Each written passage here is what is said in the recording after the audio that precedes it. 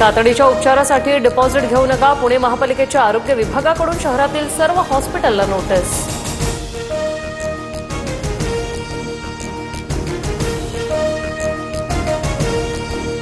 ₹27 कोटींचा मिळकत कर मंगेशकर रुग्णालयाकडे थकीत असल्याची माहिती. पुणे पालिका थकीत मिळकत करासाठी दीनानाथ मंगेशकर रुग्णालयाला नोटीस देणार.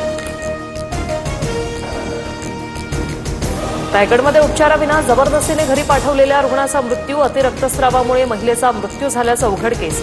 आरोग्य यंत्रणेच्या बेजबाबदारपणामुळे 2 रुग्ण दगावले, तटकरेंचा आरोप.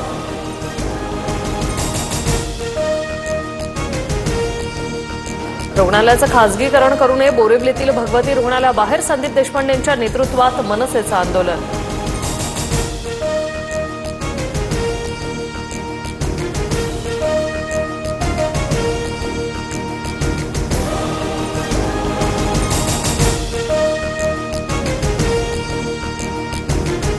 खोक्या भोसलेची बायको तेजू भोसले नातेवाईकांसह उपमुख्यमंत्री अजित पवारांच्या भेटीसाठी दाखल. घरावरील कारवाईनंतर पुनर्वसनासंदर्भात तेजू भोसले अजित पवारांना भेटणार.